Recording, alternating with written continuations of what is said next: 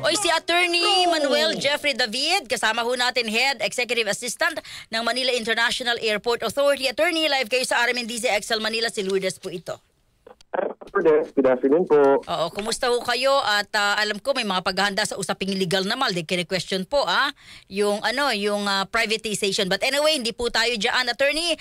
Sa Holy Week preparation po tayo. Kumusta po muna ang inyo pong paghahanda, Attorney? Okay naman po, ma'am, no? As we've always maintained, ang airport naman po ay laging handa sa lahat ng eventualities, especially po sa parating na dagsa ng mga pasahero sa Semana Santa po. Oh, pero ilan po bang inaasahan po ninyong mga pasahero na dadagsa po? Simulan po natin kahapon, Attorney. Opo. Well, kung titignan po natin yung numbers ng pasahero po, no, kahapon po is around 140,000. Pero ang ina-expect po talaga naming dagsa, if we base it from the data last year, sa Easter Sunday po ang pinakamaraming inaasahan naming pasahero. Opo. Tapos ang bali po, pag titignan niyo po yung numbers last year, ang madami po talaga dyan is Palm Sunday po, mag-aalisan yung ating mga kababayan. Tapos bigla pong parang kukonti po ang babiyahe. Dadami na naman ho yan ng pagdating po na Holy Wednesday. Tapos yun na po, Easter Sunday na po yung kasunod. Yung 3 araw po na iyon ang aming binabantayan na baka po dumagsa ang ating mga kababayan sa airport po natin. Meron ho ba kayong numero, Attorney Manuel?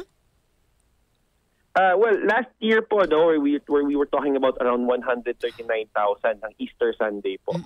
So if we base it from our current trends po, no, so hopefully mga nasa 150,000 po yan sa Easter Sunday. Mas marami ngayon kumpara nitong nagdaang taon. Opo, expected po namin yun. Kasi po, kung naalala nyo rin ho, nung kapaskuhan po natin, na abot po natin ng pinakamaraming pasahero ever sa ating paliparan at around 163,000. So, ano po yan, naging record po talaga yan. So, inaasahan din ho namin ngayon na coming Easter Sunday po, if we follow the data from last year, ganun din po, baka 150,000 po ang number natin. Okay, usapin ng laglag bala. Marami ho yung natatakot. Ano po yung inyong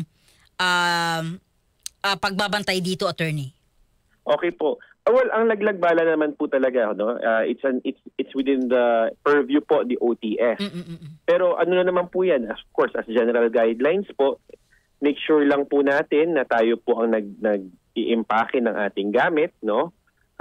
Di naman po nating may iwasan siguro ho na may mga nakakalimot. Pero for the most part po, rest assured naman po na wala naman po talagang deliberate attempt na gawin yan. Opo, okay. Wala pong parang deliberate attempt po talaga. So, kung kayo po ay alinlangan pa dyan, rest assured naman po na on top po si OTS dyan sa sitwasyon na yan. Yung kumalat, last day lang po, last days, this last, I think Monday, yung random check.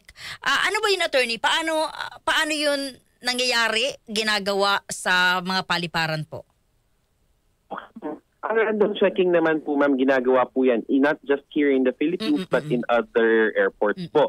So usually po, if you would travel to the United States, meron din kung ganyan. Tinatawag natin swabbing. Yes. So yung swabbing na yan is would determine yung residue. I'm not sure po kung ano po yung their swabbing for. It could be either explosive residue or drug residue po. So may makina po tayo na kung makikita nyo ho, of course, definitely yung procedure po niyan, best na kausapin natin si OTS dyan. But just a general guidelines po, makikita nyo po dyan, pinupunasan lang ho ang inyong bagahe. Oo. Nang parang papel. Opo, i-feed lang po sa makina po yan.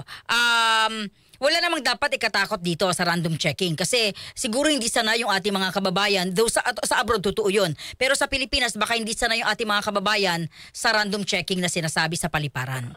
Opo. Huwag po sila dapat kabahan dito. Ito po ay part po ng security procedures ng ating paliparan.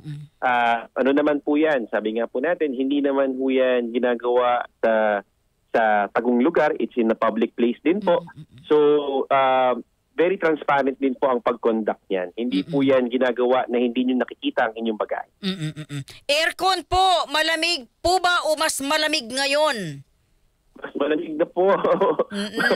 Ma'am Lourdes, okay na po.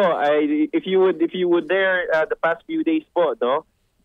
Medyo mas mababa na po ang temperature natin as compared to previous month. Oo. Kasi we give Attorney, mainit kasi sa labas, di ba? So, ang tanong, sumasabay din ba sa init or umaakyat yung lamig sa loob ng mga paliparan? Ano naman yan, ma'am, no? Of course, if pag nandun po kayo sa area na medyo maraming tao po, hindi po natin may iwasan na may medyo tumataas po ang temperatura. Pero for the most part po, generally across all terminals po natin, okay na po, comfortable po ang temperature natin. That's good. Surot, attorney, kumusta? Wala na po ang surot ngayon, ma'am. Matagal na po. Ay, di ba, attorney, talagang binidyuhan pa internationally, lumabas pa yung mga surot. Para malinaw lang, wala na yan ngayon. Opo, before the turnover to NNIC, ma'am, no? If I can give credit to the team here at MIAA also, even before the turnover to NNIC of the whole airport, ma'am, nasolusyonan na po ng management ng MIAA ang issue sa surot. Oo. So wala na ang kati-kati dyan, di ba, sir? Malamig pa. Wala na po. Malamig pa po. Opo. Sir, sandali. Teka, yung paning demolition sa Terminal 4, nagsimula na po ba ito? Opo, ongoing po siya, no? If you would be able to travel along domestic road, ma'am, makikita niyo wala na po yung structure ng Terminal 4 doon. Yung travel ho from Terminal 4, saan na po napunta? Kung previously po, sanay po kayong gumagamit ng Terminal 4, ang almost lahat po ng flights ng Terminal 4 po ay nalipat sa ating Terminal 2. Okay, that's good, no? May naman, attorney, meron namang abiso yung mga airlines, di ba? Yes po, ma'am. Actually po, matagal na pong out of commission ang Terminal 4. It was way back December po, if I'm not mistaken. Nag-start na po sila dapat ng renovation and then eventually po, kinonvert na lang nila to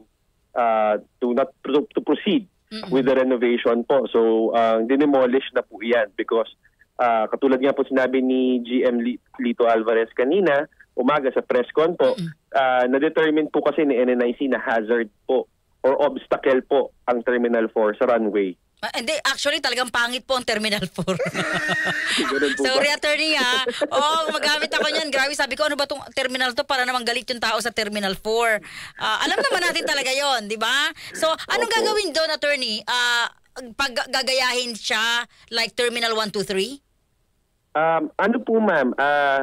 Katulad din po sa sinabi ni GM Lito Alvarez kaninang umaga, meron na pong plano sa NNIC na gumawa ng isa pang terminal sa gitna po ni Terminal 1 and Terminal 2. Okay. So kung kayo po ay napapadaan doon, alam niyo ho yung tinatawag namin International Cargo Terminal, yung area po na yan ang paglalagyan or ang gagawan ng Terminal 4, ang panibagong Terminal 4. So yun po yun. Kaya na bang lakarin 1, 2, 3, 4? Connected na siya?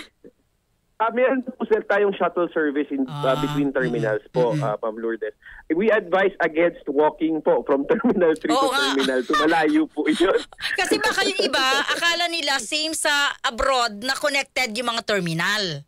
Opo. May connections na po tayo, ma'am. No? Kasi Shuttle. sabi ko nga po, may shuttle service na po. Passengers can take advantage of it. Ay, that's free ba yon? Libre po. Okay. Sasakay lang sila, papakita yung ticket? I think po the best po dyan, para di po ako magkamali, si NNIC po ang tanongin natin the specific procedures. Pero for the most part po, yun po, connected na po ang across all 3 terminals. That's good. Pet-friendly na raw po ba ang NAIA? Yes, ma'am. We've always been naman po. We've always maintained the service with a smile. Dito naman po, especially now with NNIC, ma'am, mas customer-focused po sila. Kasama po kasi sa natin yan, KPIs natin that they keep the passengers happy. But I mean, pet-friendly, pwedeng magdala na ng pet doon lang sa mga mag-aantay. Friendly po ba? Well, hindi ko po masagot po yan, no? Ay, pero meron po akong nakikita na nagdadala po ng kanilang mga alaga, no? I'm not sure po. Ako kasi, to be honest po, no, these are specific regulations na po ng operator natin. I think para hindi ho tayo magkamali and nothing would be lost in translation po, better po siguro na i-clarify natin kay NNIC yan.